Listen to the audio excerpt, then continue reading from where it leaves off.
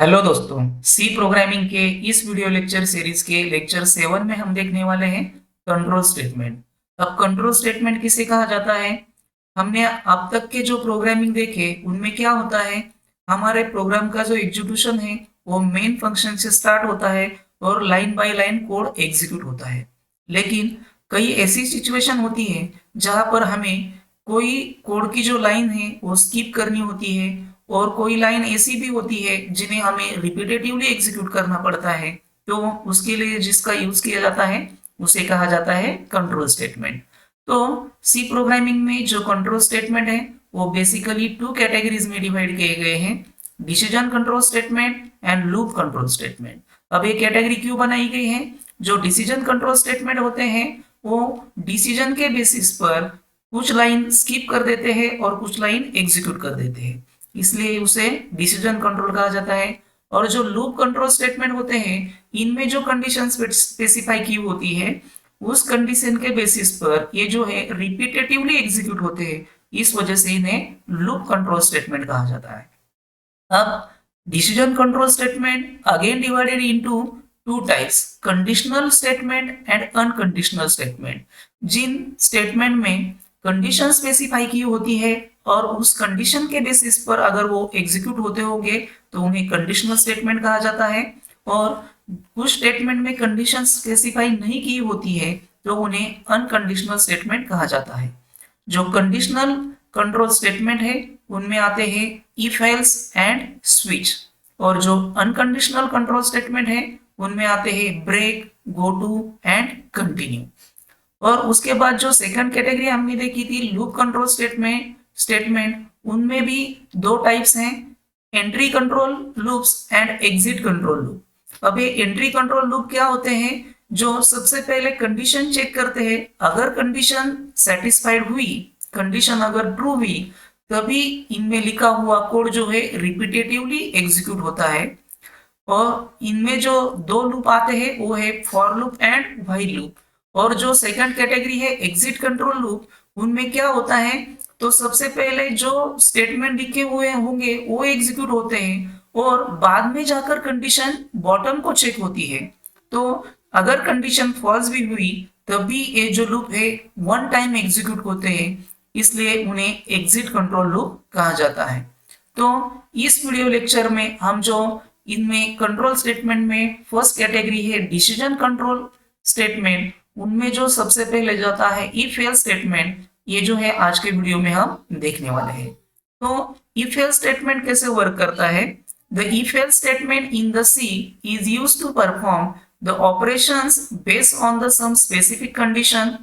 The operations specified in the if block are executed if and only if the given condition is true, and when the condition is false then else block are executed. if statement जो है इसमें कोई ना कोई condition specify की होती है, अगर कंडीशन ट्रू हुई तो इफ स्टेटमेंट में जो स्टेटमेंट लिखे होंगे वो एग्जीक्यूट होंगे, अगर कंडीशन फॉल्स हुई तो एल्स ब्लॉक में जो स्टेटमेंट लिखे होंगे वो एग्जीक्यूट होंगे। तो इफ एल्स स्टेटमेंट जो है उनके जो फोर टाइप्स है वो है simple if statement, if else statement, nested if and if else ladder. तो सबसे पहले हम देखेंगे इफ स्टेटमेंट। इफ स्टेटमेंट का जो सिंटैक्स है if then condition and within curly bracket statement. The if statement first check the condition. If the condition is true, then block of the statement inside the braces is executed. अगर condition if statement में mention की हुई true हुई तो इसमें mention किए होंगे statement execute होंगे। तो इसका जो फ्लो चार्ट है वो है कंडीशन, अगर कंडीशन ट्रू हुई तो एग्जीक्यूट होने वाले स्टेटमेंट होंगे और उसके बाद जो है कंट्रोल जो है इफ स्टेटमेंट के बाहर चला जाएगा। अगर कंडीशन फॉल्स हो गई तो कंट्रोल जो है डायरेक्टली इफ स्टेटमेंट के बाहर चला जाएगा। इसे कहा जाता है इफ स्टेटमेंट और सिंपल इफ। उसके बाद जो नेक्स्ट टाइप है इफ एल्स स्टेटमेंट। तो इफ एल्स स्टेटमेंट का सिंटैक्स है if then condition, if the condition is true then execute true statements, and if the condition is false then execute else block of statement. The if statement first check the condition. If the condition is true, then true block of the statement is executed, and if the condition is false, then else block of the statement is executed. इसका जो flow chart है, अगर condition true हुई तो execute होने वाला block of the statement होगा, और उसके बाद जो है कंट्रोल इफ स्टेटमेंट के बाहर चला जाएगा। अगर कंडीशन फॉल्स हो गई तो एल्स ब्लॉक में जो स्टेटमेंट में स्पेसिफाई हो गए वो एग्जीक्यूट हो गए, और उसके बाद जो है कंट्रोल जो है इफ स्टेटमेंट के बाहर चला जाएगा। इस तरीके से अगर कंडीशन ट्रू हुई तो फर्स्ट ब्लॉक एग्जीक्यूट होगा, और कंडीशन फॉल्स हुई तो एल्स ब्लॉक एग्जीक्यूट होगा और कंट्रोल बाहर चला जाएगा।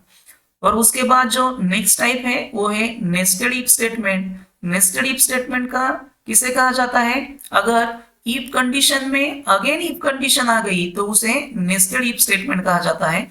इसका जो सिंटैक्स है, if condition 1 then if condition 1 is true, then if condition 2, if condition 2 also true, then true block of the statement is executed. If any one of the condition is false, then false statement of block is executed. If statement within the if statement is called as the nested if. इसका जो flow chart है वो है, first condition अगर false हो गई तो control जो है एल्स ब्लॉक के स्टेटमेंट और जो डिफॉल्ट स्टेटमेंट आपने लिखे होंगे वो एग्जीक्यूट करेगा, और कंट्रोल जो है इफ स्टेटमेंट के बाहर चला जाएगा।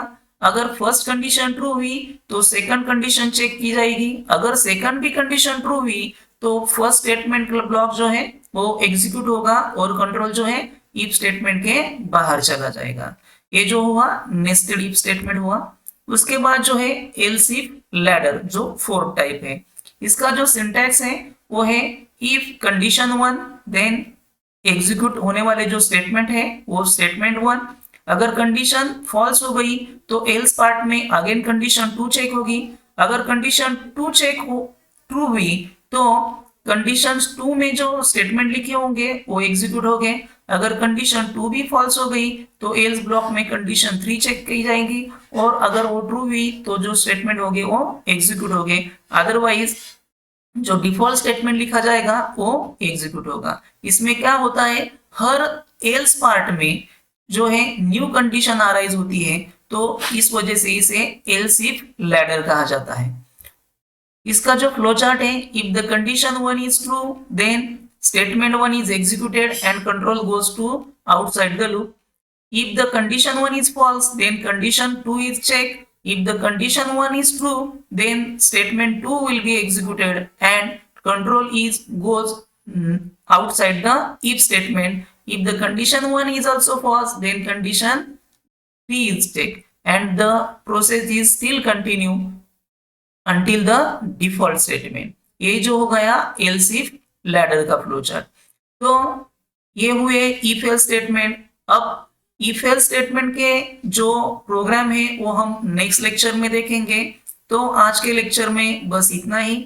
अगर आपको हमारा वीडियो पसंद आ गया होगा तो हमारे वीडियो को लाइक कर दीजिए और हमारे चैनल को सब्सक्राइब कर दीजिए। Thank you.